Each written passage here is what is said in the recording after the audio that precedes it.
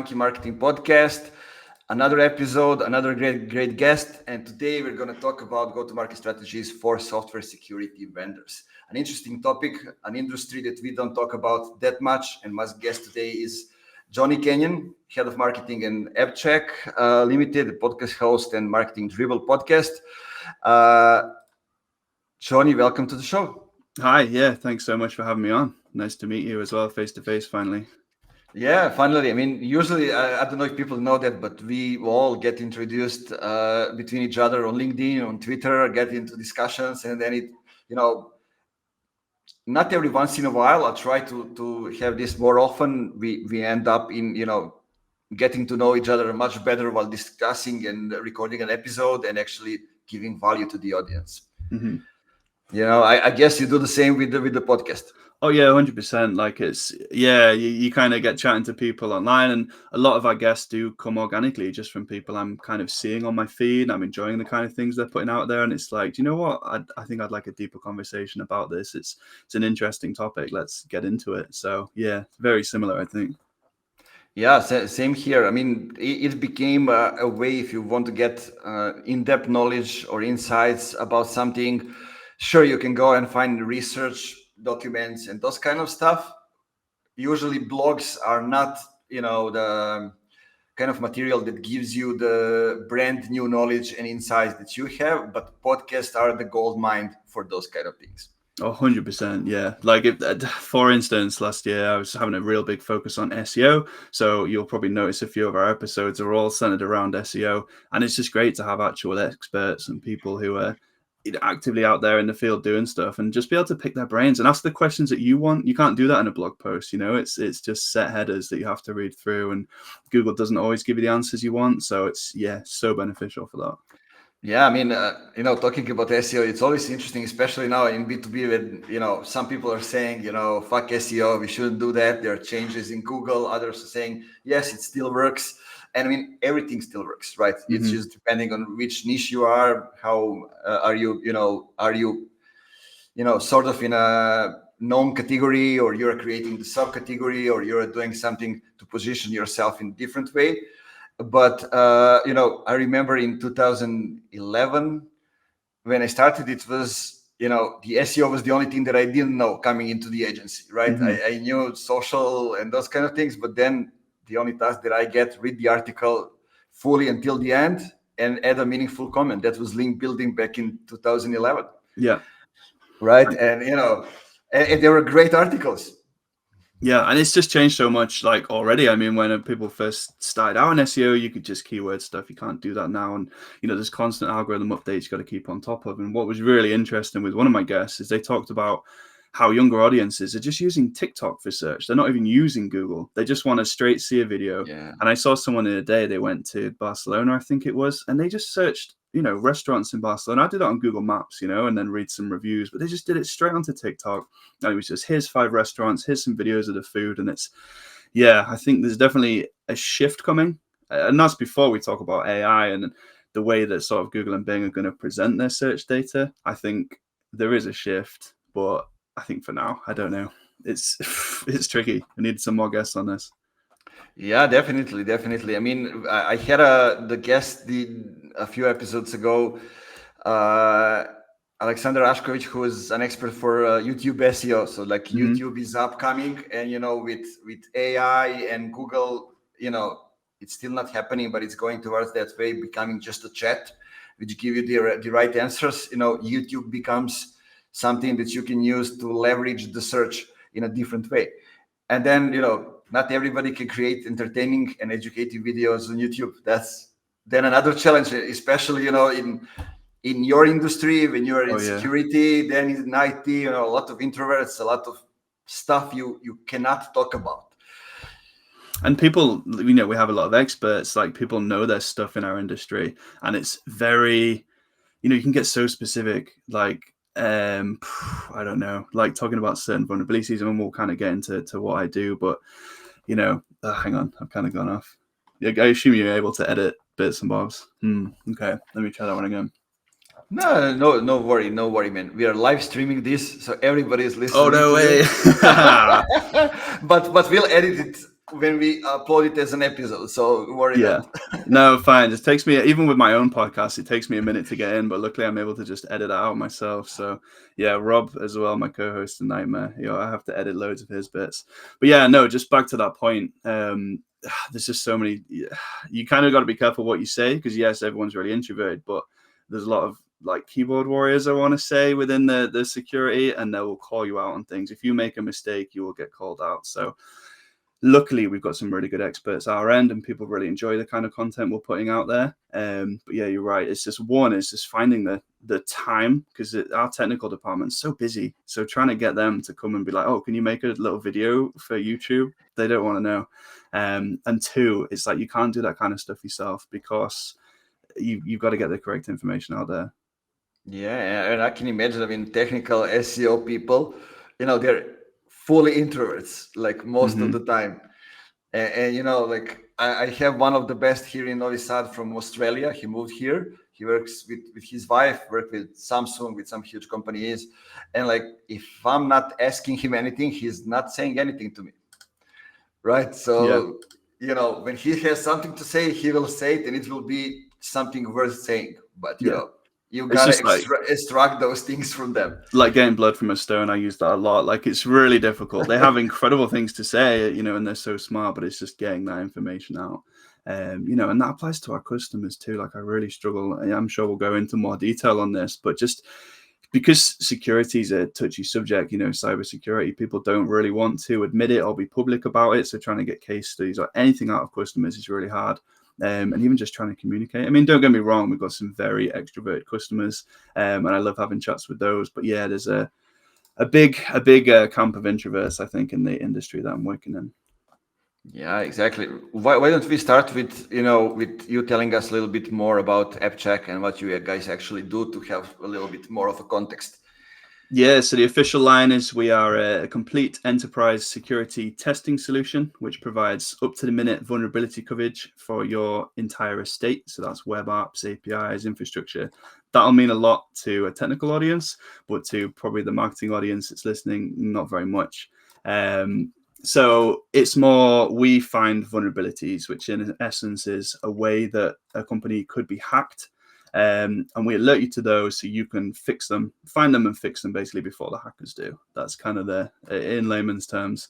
And there's so many of these vulnerabilities coming out all the time. I think last year alone, there was like 250,000 new vulnerabilities, and that's just the published ones that people kind of know about.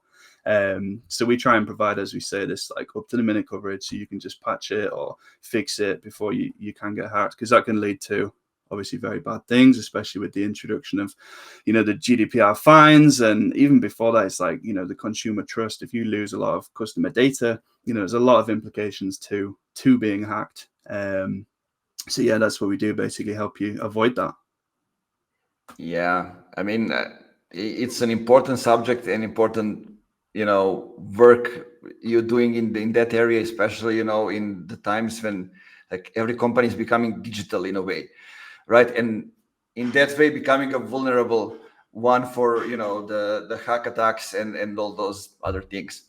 We saw such a spike actually during COVID, when everyone moved to remote working. Our sales just absolutely skyrocketed, because everyone was completely changing their IT infrastructure and how people worked. And, we actually, did really well during those times, basically. But yeah, it's just constantly evolving, like the way people are working. And as I say, new vulnerabilities coming out all the time. You find a way to fix something, and hackers find a way to get around it. So it's really important. And I think, that's what I love about what I do, basically. It helps people, and it's actually really interesting. Yeah, I love that. There's always that option. Does it really fill me in the work that I do, right? Because there's always one thing: I'm helping people, right? And that turns to be highly important. So tell me, how does the structure of the team look like over there? I guess you are already playing in the category, like there's well-known people are looking for solutions for those kind of things. So I guess your focus is a lot on Google and actually getting the stuff out there, and what else? So just use this as a starter. So you like our team setup? Like how's the team set up kind of thing? Yeah, Or let's get a little bit into that, because I know people always say, like how many people are in their team, who's working out there, how big is the team, yeah. So there's only two of us working in the team at the moment. So there's me and there's a marketing exec, and they're very heavily focused on sort of channel partners and the email marketing side, and sort of they'll be working with their customers as well. Whereas I'm very much focused on the acquisition side, have been since I came in. So I've been in the company around 5 years now. When I came in, they were basically trying to do a bit of the marketing themselves. But from like an SEO perspective, I think 30% of their like traffic was coming from someone else's brand term, because they'd written a blog about a vulnerability that occurred in a certain software, and not, people would just come into that basically. And then PPC wise, they were just broadly, because we're a vulnerability scanner, they were just broadly targeting scanner as a term, and it was getting like Sky Scanner, Receipt Scanner, like all sorts of stuff. So it's a really good position to start in, because there was some quick wins like straight out the bag. Yeah, we've put in kind of like a 5-year strategy, which was kind of like the first was they needed a new website. They were kind of halfway through that build, and then they got stuck with that. So I kind of came in and finished that. And then it's kind of just the setup and data collection for the first 12 months. And then from there, we can use those insights to actually, see what people are searching and put this SEO and PPC strategy in place. And you're very right about kind of hitting on those people with intent, because we're kind of a smaller player as well. It's extremely competitive. When I first started, we were doing like less than 5 million. Like most of our competitors doing 600 million plus, already extremely established. So it was kind of going in and doing a bit of a gap analysis, really. So taking all their keywords, taking all, the things that we'd started ranking for after like the first year, and just seeing where are some good gaps, because there's no point going after the really competitive stuff. We're just never going to compete. So it's kind of finding our niche, I think, was the big thing that we've done. And then it was kind of then spreading out into different channels. And now we've grown a bit. We're now at that part where we can kind of start putting the like the social proofing into place, and then trying to attract like bigger organizations, and kind of expanding into that, that wider pool where our competitors are playing, I guess. Yeah, I love what you said. Usually when I talk with the companies and how I differentiated, basically you have companies that are in the market, companies that are out of the market, and you have that third thing, which is actually converting the demand. Mm-hmm. Basically, if you are in the space where you have already huge competitors like paving the way, creating categories and dominating them, you cannot go against it. It would be just a waste of money and effort and everything else. But doing what you guys did, so finding gaps and telling the story why they should choose you and not one of those, why you are the right fit, that's what I would say like majority of companies should do. Right? We get this conversation on LinkedIn, like converting the demand and creating the demand. But I think like majority of companies should just convert the existing demand into their own, like, we can call it subcategory or just their own space where, we are the right fit for you because of this and this. Like, this is our USP and it's the right fit for you. That's why you should consider going with us. 100%, yeah. And obviously, we had the data insights already. We knew what kind of customers were attracted to us and not our competitors. We knew the kind of search terms that were working. We just, as you say, just really leaned into those and just kind of mopped up this whole area that our competitors just weren't really touching. And that's worked really well for us, yeah. Yeah, I see that we have some people. Yeah, I've just seen a little wave come up on the chat there. I was like, yeah, I've not recorded live before, so this is exciting. Yeah, it is interesting. Like Ilya, I need to have a call with him after this recording. Yeah. So that's kind of interesting. Yeah, usually I record this and use it as a post on LinkedIn when we kind of get people, from the notification, and people who are, just out there on LinkedIn joining us. So we sometimes get a few questions, and and then when we publish it as an episode, then it goes to audio platforms and YouTube and all the other stuff. Yeah, I wanted to experiment with the LinkedIn Live because it sends people notifications, but because I'm in-house and the podcast is just something I do on the side and it's not really related to work, I don't really get the time to kind of work on it that I'd like to. I think even just taking videos and doing those short clips for social, it's quite time consuming. I know there's softwares out there to do it. But yeah, I'd love to get more time to work on a podcast. Yeah, trust me, I started using Opus Pro like a few weeks ago. Yeah. I guess on my podcast recommended it. I started doing it, and it allowed me to to add 3 videos per day, 3 shorts per day on YouTube, and it started to grow. So I say, oh, I can finally focus on that, and basically it's cheaper than hiring somebody to do it. Mm-hmm.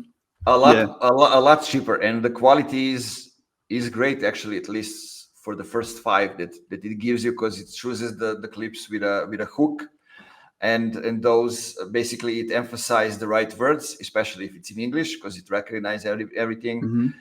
And yeah, I really like it. So it's weird that you said that. Yeah, because I was having a conversation with someone yesterday who has their own podcast and they use that. And apparently, is this the one where like it will actually pick out kind of highlights and stuff via AI? I don't know how it knows, but it just knows these are engaging parts of the podcast. There's also possibility that before it gets into the process that you can add keywords that you want to emphasize and you want the AI to focus on. Mm-hmm. So there's also that thing. Yeah, that's pretty cool. Yeah, I'm gonna have to check it out. I think definitely sounds like a good time-saving advice, but just to get more clips out there, definitely. But anyway, sorry, deviated. Yeah, all good. Those are all the things that I like to talk about, and people should know, what they can use and how it goes. I mean, they're all going through the same processes, right? How can we distribute more content? How can we create more content? And now having AI, which is kind of cheaper and more affordable to use it, why don't we, talk about it and allow people to have a chance to use it? Yeah, absolutely. I think from a work perspective, I'm going to start looking into the video SEO side of things. So that's the whole thing I'm working on next, just kind of short clips for social and then kind of embedding them within our blog post. But yeah, I'll talk about that more, I guess, once I've implemented and done it. Yeah, I mean, when we publish this episode, it will be, already published. But now when we are recording, it's not already published. It will be next week from now. Mm-hmm. We'll have an episode with a guy who's a YouTube SEO expert. Perfect. I'll send you the link. So please do. Yeah. I think you'll like it. Yeah. Mm-hmm. Okay, so tell me for the AppCheck, what's the focus when it comes to the content? So 2 things really. There's the query-based content, which I started out with, like the kind of quick wins, and that's because it's such a broad I don't know, industry, I guess. There's so many different things you could talk about, like there's different vulnerabilities. As I say, 250,000 individual like CVEs, they're called, popping up last year. And then there's the big like top level kind of vulnerabilities, different ways you can get hacked, different ways you can, not get hacked, that kind of stuff. So we started by focusing quite a lot on that. And it has actually had a really good impact. And we've got, so we've had like e-commerce vulnerabilities article that worked really, really well for us. And we've actually closed like a lot of deals through that. And that's just a query-based one that just says, here's common vulnerabilities, here's how you can avoid them, and the bottom just to sign up, like, we can help you with that. So, and even like looking into it, like half of our revenue basically came through organic last year, and a lot of it through, quick, a lot of hits are on this query-based stuff. And even like PPC and other kind of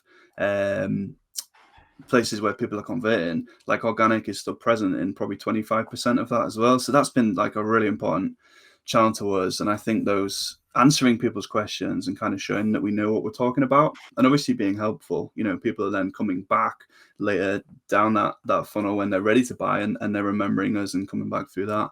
But also like a big focus on the product side as well. So we kind of, as I say, we sat back and we defined our niche, as it were, and we looked at where we could be competitive. And for a lot of our product terms, we have been trending on the top half of page 1 on Google for a lot of that. And obviously the insights we get through our PPC, we feed into that, and vice versa. So yeah, very heavy, I think, on the query-based stuff, just answering people's questions, being as helpful as we can. But at the same time, it's like we've got the product-based stuff, which works kind of side by side, and they feed one another because all the vulnerabilities relate back to one area of our product. But it's so tricky because it's extremely broad. Where I worked before this, it was like a paid medical compliance software, and that was just so much easier to segment. I think the problem with where I'm working now is the segmentation, because you look at a small company and a big company, and there's no way of telling what assets they have and what they need protecting. And oftentimes the smaller company will pay for a bigger license than this massive enterprise company, and different job roles within that. I mean, you know, from your kind of foray into tech as well, they don't always deal with the same things. So it's not just saying, you know, the head of IT is going to deal with this specific thing and they'll want to see X, Y, Z. It's a lot more nuanced than that, because a head of IT, maybe in like a school, they might just have 2 computers to look after. Whereas a head of IT somewhere else, you know, they've got like a whole team of developers and like running sprints, and it's very hard to get that messaging out. But yeah, to go back, kind of working in healthcare, and this is going way off topic, but we were able to just really segment and kind of go like, right, we'll message to care homes and we'll talk about, you know, in a hospital, for instance, they have patients. In the care home, they have residents, and they'll use our product was kind of like split out into modules, which obviously applied to, you know, maybe the medicine side of it. In a care home, they'll want to see that each resident is getting a medicine. In a hospital, they'll want to see that their medicine is not expiring. And it's just so much easier to segment. But a big part of, I think, why I've stayed at this company nearly 5 years now is that challenge, and kind of, you know, how do we get this kind of the relevant stuff out there? So it's been really challenging. I can't remember the original question now. Sorry. Yeah. I mean, from what I'm hearing, it sounds like you are choosing those difficult industries to work in.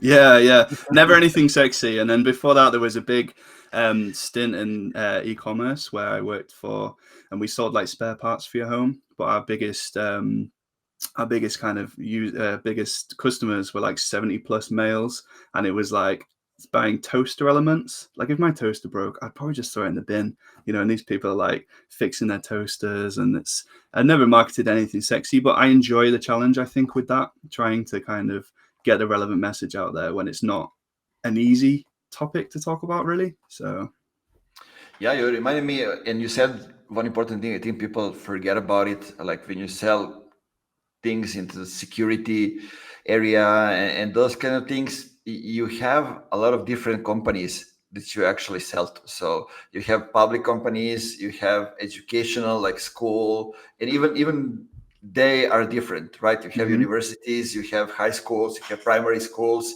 kindergartens. They're all different when it comes to, you know, how many actually, you know, computers they'll have, how big of a network they have inside. Yep. And all those things. And then you just add layers to that, and it's totally different regarding, you know, who's making a decision to buy. Yep. You know, from that perspective, that's also something to think about. Yeah, so that's been one of our huge challenges, is kind of just what, you know, it's a huge topic. And like you've said, there's just so many different people. It's kind of, what do we prioritize? What do we talk about? So our customer success team has been amazing with that. And they give us loads of feedback from the customers themselves on, you know, the demos and the catch up and what areas they're using. And we can piece insights together. We also regularly get together. You know, we've got our sales manager, we've got our head of operations as well, and the tech team, and we get into meetings and we kind of piece together data from the scanner and our customers, and kind of try and put this information together ourselves. So where we can, you know, we really do try and get the correct message to the correct people. But it's just very, very difficult to segment within this industry. So to a degree, you do have to put out a little bit of a generic message.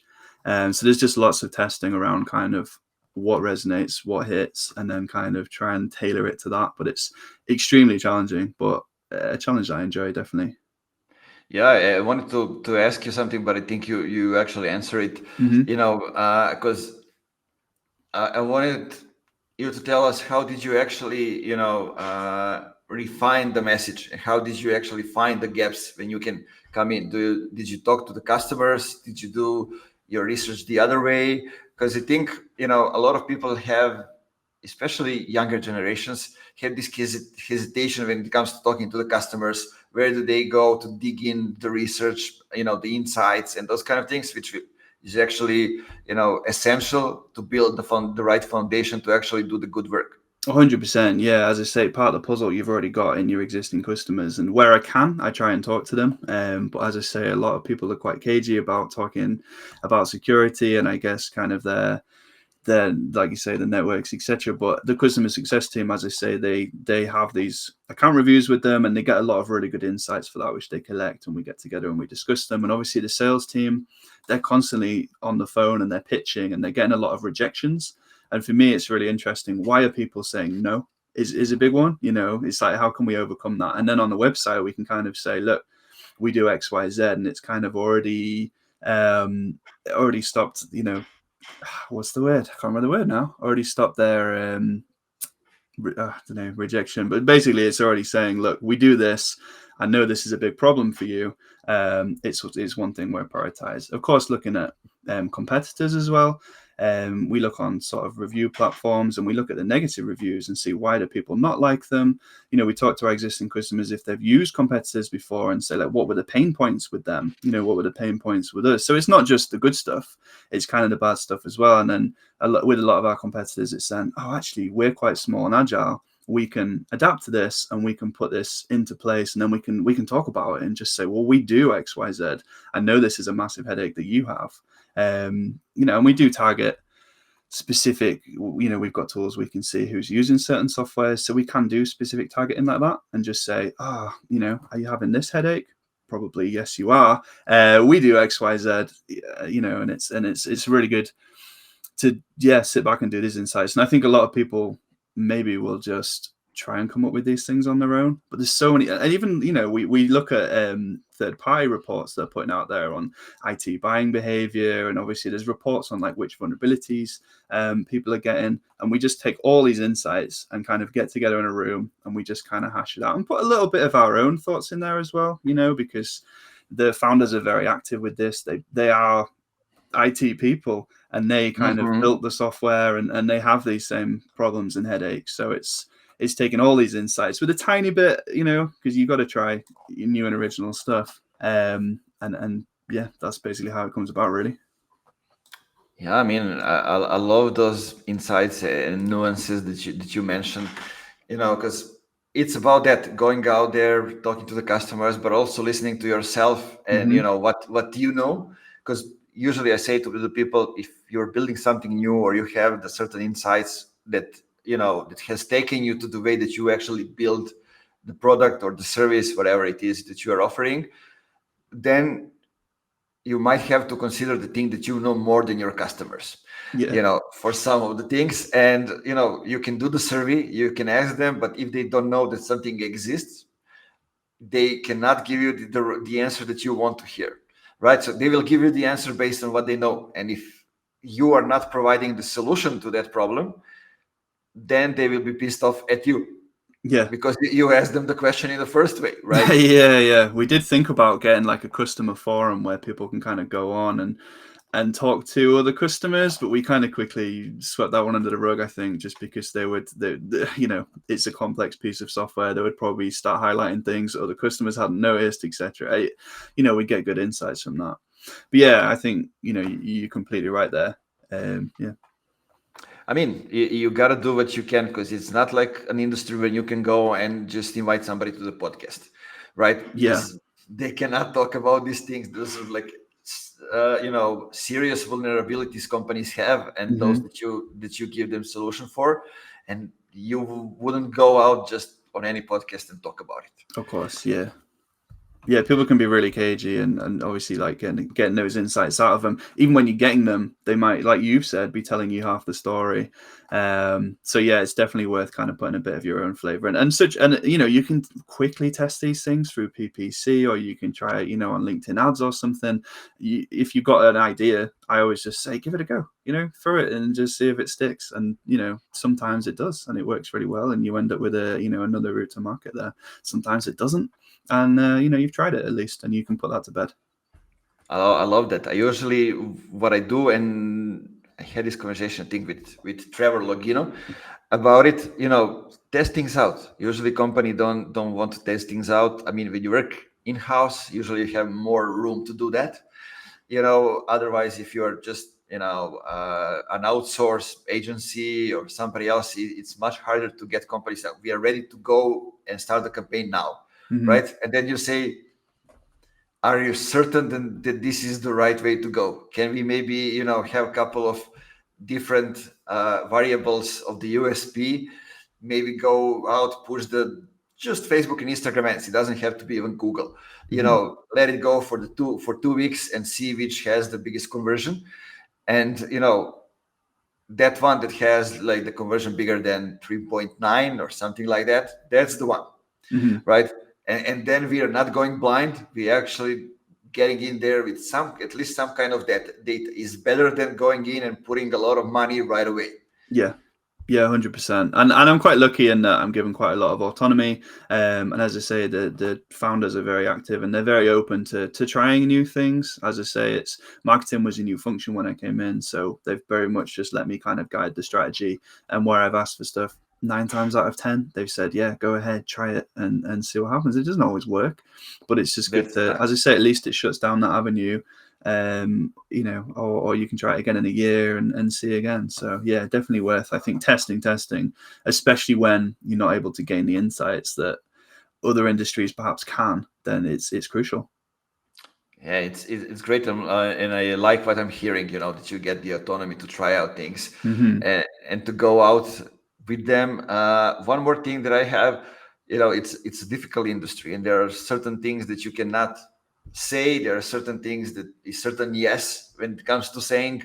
How did you guys manage that? Do you have like a certain guardrails, or how do you operate when it comes to those things? Yeah, so we kind of have like the brand guidelines kind of thing. I don't know if I think that's still a good thing to have. Whether people read them and pay attention to them is a different thing. But within that, we've kind of got like a tone of voice, and within that kind of things we do and don't say. And a huge one of those is we absolutely don't go ambulance chasing.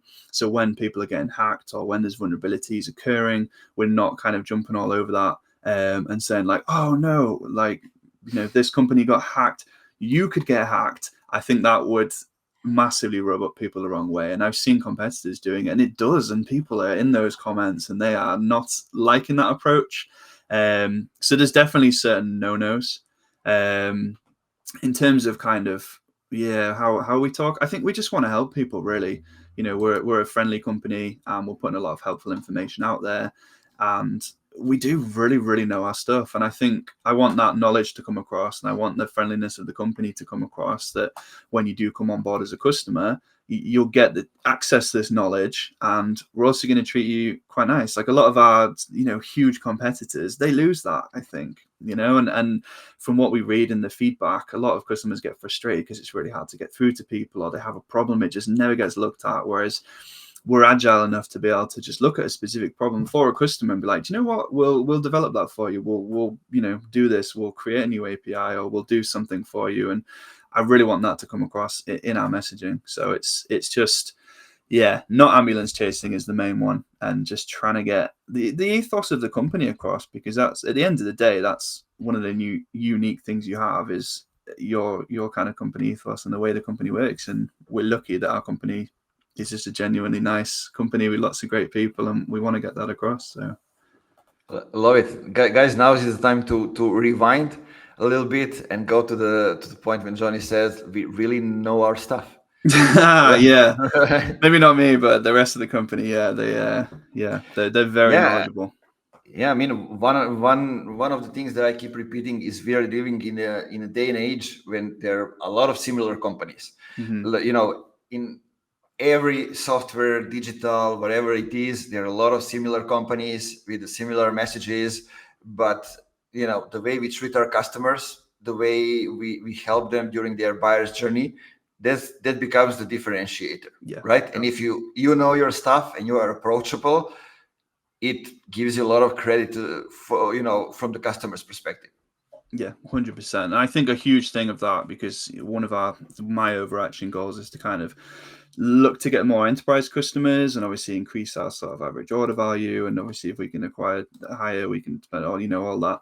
So that's important for that as well, because trust is a huge thing for customers. And if they see that, okay, we're writing all these knowledge articles, we're responding to vulnerabilities as soon as they come out, getting them in the scanner, and we're doing our own research on that. As you say, in that buy engine, if you can fill them with trust, you're going to convert a lot better. So yeah, I think good point. Yeah, you reminded me of a thing. There was a thing. I don't know if people do it these days. I hope they do. Search for pain on Twitter, right? Especially in cybersecurity, that's also a way, because if somebody gets hurt, they go away and they curse or do whatever they do on Twitter, right? And most of the companies, most of the people will go out and start offering their products or services right away, right? But that's not the right way. The right way is to support them, to be there for them, create a relationship, and then when it's the right time for them to make another step, when they're ready and feel trustful, connected, then it's the time for you to step in and kind of help them with what you are selling. 100%. And I think, yeah, you've touched on something there, which is like this immediacy. People just want to say, here's my product, buy it. And they're not playing the long game. And it's kind of like, you've got to look at that whole buyer journey. And people might, especially in B2B, because our buying cycle's really long anyway. And if someone's already stuck in a contract for 1 year, 2 years, 3 years, you've got to be showing up and appearing for them. And when they're ready to make that buying decision, they'll come back and think of you, because you were the one that was there to help them. If you're just stuffing the product down their throat, it's not going to work, because it might not be the right time. They don't know you, and they haven't built up that trust. So yeah, really good point there. Yeah, and also, like, let's dig a little bit into in a sort of similar topic that we agreed to talk about, marketing Dribble podcast. So you are also a podcast host or co-host. Yep. Right. And maybe I think there are not many people talking about it. How do you combine what you learn and get through being a podcast host into your daily work, and how do you combine those two? Yeah, so actually, I mentioned earlier last year I was having a huge focus on trying to boost my SEO knowledge. For me, sort of learning all the time is really important. Like, I do a lot of courses, and the podcast is almost just an extension of that. I look at it in two ways. Of course, I want to help out other people. There's a lot of episodes we have that are not relevant to me, but some of the episodes I'll go, do you know what? I really want to learn about that. Who's big in this space? Can I speak to them? So for instance, I've actually written down, because we're approaching episode 50, and we're going to do like a little highlights reel of what we've learned. So it's actually good timing. So we had someone called John Gumas on. He'd patented actually challenger brand marketing. And I've mentioned already, we're a small player, and all our competitors are massive. So we're a challenger brand. So I got chatting to him, and this actually sparked, he talked about how you've really got to nail your messaging and kind of be nimble. And that then inspired me to kind of go away and look, are we saying the right things? And I actually revamped some of my homepage off the back of speaking with him. We've just had one go live today. On growth marketing, because obviously everyone wants to grow, so we got some really good tips on. And from that, it was kind of like, when you get comfortable, you're just spending budget that maybe you don't need to, and it kind of got me thinking, do you know what, I reckon I'm running some PPC campaigns that they're probably returning just a small ROI. Do I need to be doing that? Can I use that budget more effectively somewhere elsewhere? But yeah, loads of stuff. Even the ones that, like, me and my co-host Rob, we just get on and we start chatting about tools and reporting, and that kind of it reminds you of kind of what you've learned, because we're very broad marketers. We work across all areas. You can sometimes just completely forget stuff. You actually get to the end of an episode, you just like, do you know what? I actually think I know what I'm talking about a little bit, and actually I completely forgot about that tool or that approach. So, and just there's some spin-off episodes where we had like Lewis Ellis on. He talked about like being disruptive, and it made me kind of look at my ads, and I was like, it's B2B, it's cybersecurity, maybe they are a little bit boring, so I'll try like add a bit of flair to some and just see how it goes. And sometimes you just test stuff, but And at the same time, it's really fun. We have some fun stuff. Each year we do we rate the Christmas ads. One of the episodes we talked about all the different social media holidays and just how niche and stupid some of them got. And we used to do a game. We're going to do a few episodes of how would you market X, where Rob would be how would you market a local bakery, and it just gets you thinking outside of your comfort zone and kind of I'm just in that B2B software mindset. But you might go, oh, do you know what I do X, Y, Z? And then you can apply those learnings. Or I think, yes, I learn a lot. The guests are amazing. But a big part of it is it just makes me think a bit more laterally and about different things that are not cybersecurity software, and it kind of broadens my horizons, I guess, a little bit. Yeah, I love that. I mean, let me tell you, I started Funky Marketing.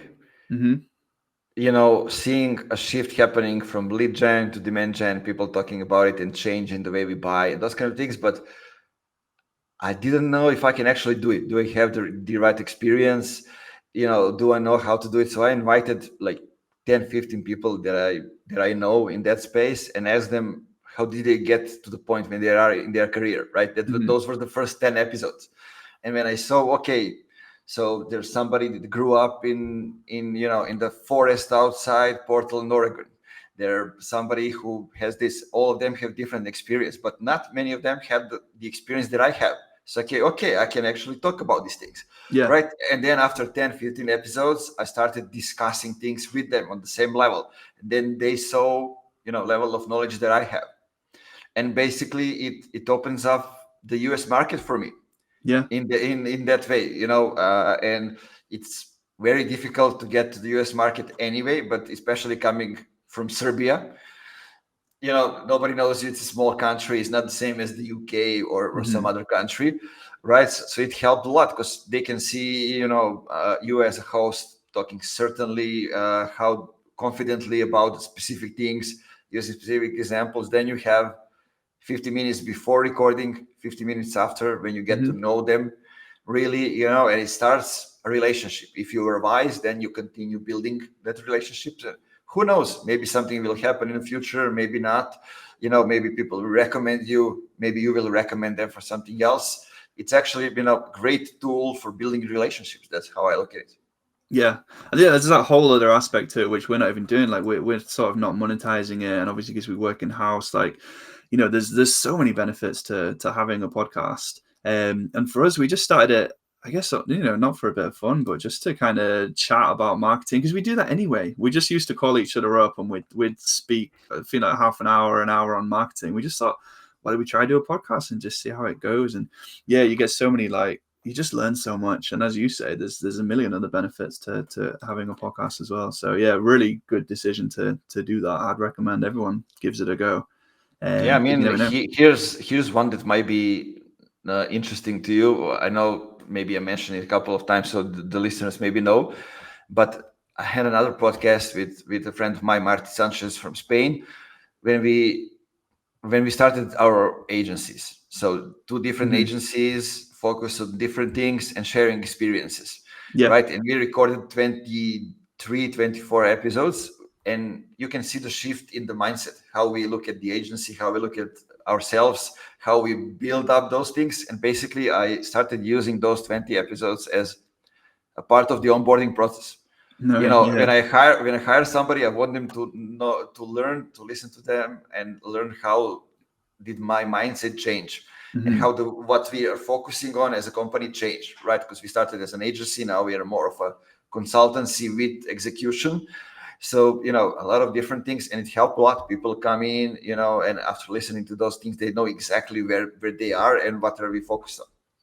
Yeah, no, 100%. I think, as you said, there's just so many different benefits. And that's aside from the stuff that you're actually learning by talking to people. But yeah, that sounds like a cool process. Definitely. I think the whole, almost like diarying your journey, I guess. And then it's good to just look back on that. And as you said, how your whole mindset has changed throughout that.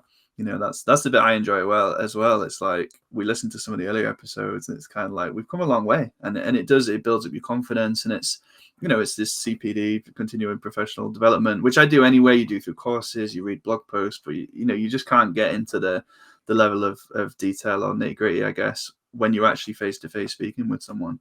And you just get so many different perspectives. Even we recorded one like a couple of days ago, and I asked a question and I sort of pre-thought the answer would be a certain thing, and it just went a completely different way. And I was like, I never thought about it like that. So yeah, absolutely love the podcast, and it really does. There's things I've used within my day-to-day job, definitely, and hopefully it helps other people listening as well, and they get these same insights.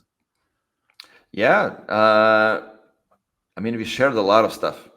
So, I always recommend to the people, go back to the beginning of the podcast and now listen carefully and write down things and reach out to Jonny. You're going to tell us now where: LinkedIn, website, where people can find more information about you and ask you about the details about what we talked about. Yeah, of course. So LinkedIn, just search me, Jonny Kenyon. We've got the website, which is marketingdribble.com. So yeah, go on, listen to a few episodes. If you've got any specific questions, just get me on LinkedIn. Come and, get in my direct messages. Happy to answer loads of questions. Always happy to chat marketing. So yeah, come to me with any questions or thoughts. If you've got a different perspective on something, bring it my way. 100% would love to hear that. Yeah, do that. John is a lovely guy, also, approachable and willing to get into the conversation. I recommend you do that. Tell him that you heard about him and, the podcast, Marketing Dribble and AppCheck on the Funky Marketing podcast. I'll add the links in the description so it's more easier for you to approach it. Now, talking about it might be interesting for you, Jonny, and also for people listening. When you add the link to LinkedIn profile on YouTube now and you publish it, now it turns out as an icon and basically your username in the description. Okay. So that's kind of an interesting little thing that I just saw before we started the recording. Yeah, cool. Yeah, I don't use YouTube as much as I should. Yeah, we need to, as I say, lean into that, I guess, from a business and from that. But it sounds like you've got a really good episode coming out, so please link me to that. Looking forward to hearing. Yeah, definitely. It's totally different game from the audio, and usually I get a lot of people now approaching me as I started become more active on YouTube, offering me YouTube SEO services and those kind of things, but they don't realize that my focus is not only on YouTube. My focus is more on the audio than the YouTube is over there, because like people in Serbia and Balkans, they watch the podcast. They don't listen to it, because I guess we spend far less time driving than people in the US does, or maybe in the UK, right? And that's why people, they wash dishes and they watch the podcast. Those kind of things. Which is weird. Yeah, I was talking to Rob about this just yesterday, and just saying that we listen to podcasts when we drive places. He was going to pick up his son and he was listening to a podcast on that, and then I would just do it when I'm commuting, basically. So I never really watch them. But obviously a lot of people do. So I think we want to give people both options. Yeah, I mean, basically, that's why I use Restream. Basically, I record the video and the audio in one, and it goes out, and I am able to live stream it as well. But anyway, man, thanks a lot for joining me here, for chatting about the things, for sharing. Guys, one more time, go and add Jonny on LinkedIn, send him a message, follow the podcast. If you are in a need of help with cybersecurity, that's also a way to approach him. And thank you again for being here. See you in the next episode. And as I always say, keep it funky. Yeah. Well, thanks so much for having me on. Bye-bye. Yeah, been amazing. And if you do get in my DMs, just say Funky Marketing Podcast. I'll make sure I respond to that. Love that. So, let's see if anyone will actually do it. Yeah. But no, amazing chat. Yeah. Great. Great to meet you. And thanks again. Likewise. Bye-bye. Bye.